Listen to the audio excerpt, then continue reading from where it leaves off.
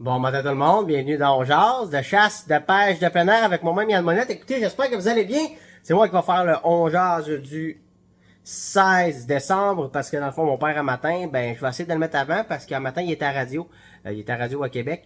Donc, dans le fond, je pense qu'il va être à radio dans les alentours de 7 heures. Je vais essayer de le mettre pas mal avant. C'est pour ça que j'essaie de me dépêcher un petit peu.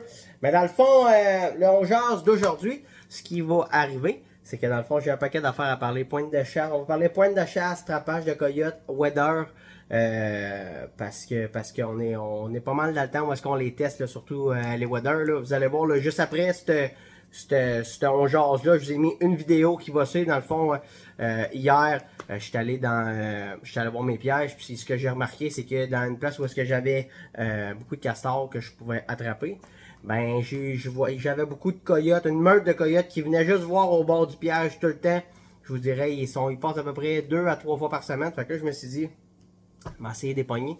Fait que j'ai mis, dans le fond, j'ai mis un piège à pattes. Puis de la manière que je l'ai faite, là, c'est que je l'ai pas très bien montré parce que j'avais oublié mon instrument pour me filmer. Fait que ça a été assez dur de me filmer. Mais ce que j'ai fait, c'est que j'ai pris une log, comme ça. J'ai fait un trou dans la glace. Puis j'ai attaché dans le fond mon piège après ça, puis j'ai rentré la log dans la glace en dessous pour que justement pour pas qu'il soit capable de sortir. Fait que dans le fond, c'est le même principe que quand, exemple, qu'on trappe le coyote en début de saison, mettons dans des pits de sable, ben surtout aux États, là, je suis un gars là.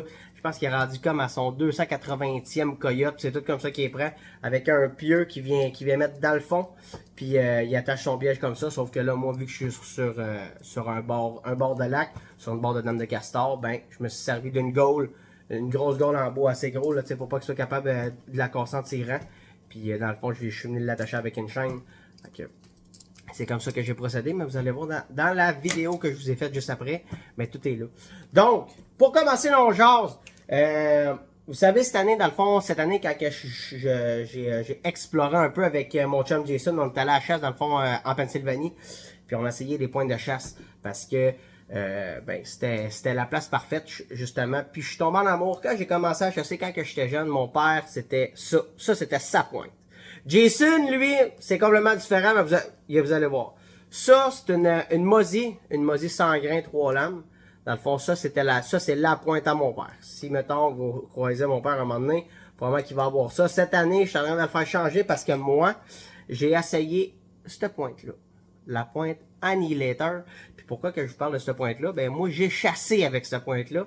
J'ai même fait une belle petite exemple avec une flèche. Ça, dans le fond, ça, c'est la flèche de mon boc. Fait que dans le fond, je l'ai coupé pour justement le mettre sur mon rack avec ma pointe de chasse. Fait, dans le fond, cette pointe-là, de la manière qu'elle est faite, je vais l'enlever dedans. Mais regardez comment elle est faite. Je vais vous mettre ça direct comme ça. La manière qu'elle est faite, c'est qu'elle est faite pour passer, elle est faite pour casser, puis pour ouvrir. Puis dans le fond, quand j'ai récolté ma femelle, ben ça m'a servi parce que de la manière que j'ai vraiment fait une shot directement dans l'épaule. C'était pas une bonne shot, mais vu que j'avais une pointe comme ça, l'épaule, je vous ai l'a complètement cassé. Moi, j'aime beaucoup ça comme ça parce que on a plus une marge d'erreur justement si on pointe vraiment l'épaule, ben au lieu qu'elle break dedans. Elle va la casser. Jason, lui, c'est complètement différent. Lui, aime ça que ça coupe.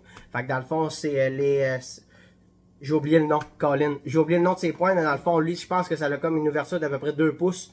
2 ou 2 pouces et demi. Puis lui, il aime ça que ça coupe, lui, il aime ça que ça saigne. Moi, ben, j'aime bien avoir ça parce que j'ai eu une mauvaise expérience avec mon père. Quand mon père a fait un tir quand j'étais jeune. Il essayait une nouvelle pointe en aluminium. Puis à cause de ça, ben, quand il a fait la shot directement dans l'épaule, ben, la flèche a planté. La pointe, elle a cassé. Puis on a perdu ce maudit gros boc-là. Puis on rêve encore à lui. Puis je vous parle de ça, je pense que ça doit faire au moins un bon 8 ans de ça. Fait que depuis ce temps-là, ben, on chasse avec des pointes dans ce style-là. Dans le fond, Annihilator, ben, il y en a, on en a reçu un petit peu partout à travers le Québec. Puis je trouve que c'est un maudit beau cadeau à faire pour le temps des fêtes. Là. Fait que là, dans le fond, j'ai du 100 grains, comme ça. J'ai du 150, puis j'ai du 125. Ils ont différents modèles, ben pas différents modèles, c'est différentes grosseurs. Dans le fond, il y a le format XL, puis ils ont le format ordinaire. J'aime beaucoup mieux le XL, il est beaucoup plus gros. Puis moi, ma préférence, avant, j'étais un gars de 100 grains. Puis là, pour cette année, ben j'ai décidé d'y aller avec du 125 parce que avec mon arc, avec mes flèches, je trouvais que c'était avec du 125 que ça volait le mieux. Ensuite de ça, pour vous dire, ah oui, puis si vous voulez savoir où est-ce qu'ils sont rentrés, venez nous écrire là, sur, je vais dire à la fin, là, où est-ce qu'il faut venir nous écrire pour savoir où est-ce qu'ils sont rendus. Ces points de chasse-là, je vous le dis, là, ils me font triper, capoter. Ensuite de ça, ben, l'attrapage du coyote, ça va venir avec la vidéo à la fin. Je veux vous prendre attention, dans le fond, les waders que j'ai, c'est les waders 7K. Oui, on travaille beaucoup avec 7K, mais juste vous dire, on les a payés ces waders-là parce que on trouvait que c'était un très gros montant. Puis on s'est dit, on va les acheter pour vraiment vous en parler, pour vous montrer. Parce que quand on paye quelque chose, ben, on est capable de vous dire si c'est vraiment bon ou si c'est de la chenoute. Puis je vous le dis là, ils sont sacoche. On les brasse, je vous le dis là, on les a achetés parce qu'on n'était pas capable de les avoir. On s'est dit, on va les acheter, ça va être plus simple comme ça. Puis je vous le dis là, je les teste. L'année passée, je vous dis pas la sorte de paire de waders que j'avais l'an passé, mais j'ai passé 3 paires, si c'est pas 4 paires. J'en ai racheté un autre pour mon frère. Mon frère, il a passé à travers en plus. Puis ces waders-là, dans le fond, là, les 7K que j'ai en ce moment, j'ai fait du canard. Je les ai brassés. J'ai fait du trapage. Du trapage, là, vous allez voir, là, on travaille tout le temps avec la broche. Les pièges sont en métal, on a de la broche. On est dans les branches, on est ça, on est ça. Puis je vous le dis, là, je rentre dans les branches, je me pose même pas de questions. Puis à date, j'ai rien à dire. Les waders marchent comme tous les vêtements de 7K. Ils marchent avec des sous-couches. Fait que dans le fond, j'ai en dessous, j'ai une autre petite couche. Mais ça, je pourrais en reparler plus tard. Mais vous allez voir, là, j'ai mis mon attache ici pour ma clip. J'ai mon attache avec mon couteau. Donc, prenez attention, là, comment que je me pose même pas de questions à me mettre à genoux dans sa dame de castor pour installer mon piège. Donc, sur ce, ben, je vous laisse regarder la vidéo. Si vous avez des questions, steph.jazz@ferronet.com. N'oubliez pas, là, venez nous écrire là, s'il y a quelques magasins au Québec qu'ils ont reçu. Je trouve que c'est un maudit beau cadeau de Noël. Donc, si vous voulez, je vais leur dire. Si vous avez des questions, steph.onjaz@ferronet.com. N'oubliez pas de liker, partager, puis surtout commenter, pour on se voit dans un autre On Jase tout le monde. Merci beaucoup. Salut là! Trapage. Fait que là, dans le fond, j'ai décidé d'aller faire un petit tour. Puis, d'après moi, dans mon piège à castor, j'ai attrapé quelque chose. Fait que là, je suis en train de me rendre avec Jen. Puis, on va aller voir, je sais pas. Ma branche a l'air d'être tombée. C'est par là-bas. Là. On va aller voir. Fait que c'est cela. Fait que là, dans le fond, ce que j'ai fait, c'est que j'ai tout le temps mes waders. Depuis que je les ai, là. Autant, oui, c'est sûr que c'est des waders faits pour aller à la chasse. Mais sont tellement confortables d'un. Sont durables. Habituellement, des waders, là, tu sais, travailler avec le métal, avec les pièges, c'est pas trop long que c'est percé. Fait que là, avec eux autres, ben, c'est les waders de 7K, je vous le dis, c'est vraiment ça à coche. Il n'y a pas trop d'odeur parce que c'est du Gore-Tex. C'est comme un peu du... c'est pas du rubber, là, mais ça ressemble un peu à ça. Fait que là, je travaille pas mal tout le temps avec ça. Fait qu'on va se rendre. Yes, sir. Bon, checkez ça. Là, c'est ça que j'attendais de voir. Probablement que là, je vais venir installer un piège ici. J'ai attrapé un castor l'autre jour. Puis c'est ça que j'attendais de voir. Checkez ça, les traces de coyote. Regardez ça. Ça n'a pas de bon sens. Fait que... Tu te tentes? Tu l'essayes? Pas? Non. Ah, pas ce weather. Fait que je vais aller voir mon piège, mais probablement ce que je vais faire, c'est que je vais essayer de faire un setup avec un piège à pattes. Voir que je vous dis, là, ça n'a pas d'heure toutes les traces. Fait que c'est cela. On continue. Ça, je vais venir mettre un piège. Là.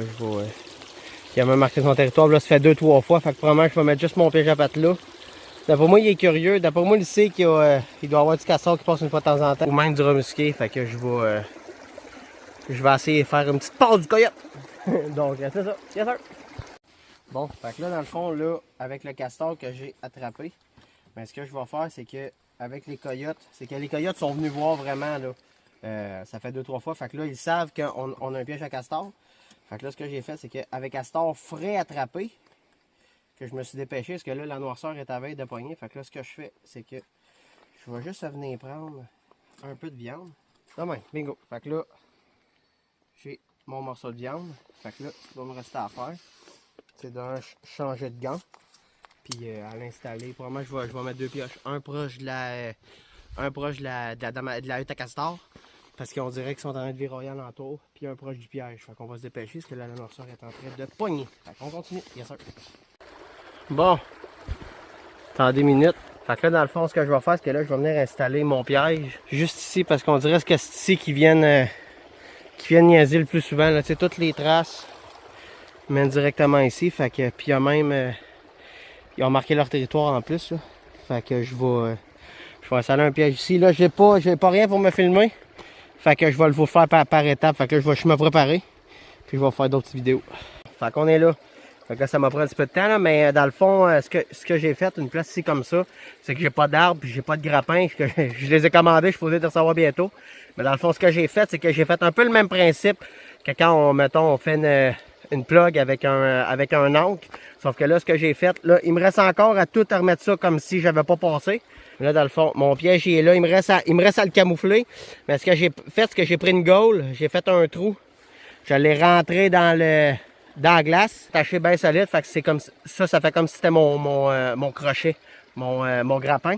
Fait que dans le fond, il va se pogner puis il va rester là. Fait que là, dans le fond, il faut que je vienne à chaque jour pour voir. Il va peut-être faire à peu près, depuis ce gelé là, qui se promène, qui viennent voir. Puis j'ai caché un petit peu d'odeur de castor direct à côté de mon piège à castor. Fait que là, vu qu'ils sont habitués que je vienne jouer alentour. Fait que là, je vais le faire comme ça. Puis, je vais venir rajouter un stuff à coyote. Que c'est OL qui font ça. Dans le fond, c'est un leurre acanidé. Fait que je vais venir en mettre dans ce coin-là comme ça. Bon, fait que là, je vais venir en mettre dans le fond comme ça ici, là. Pour justement mettre de l'odeur.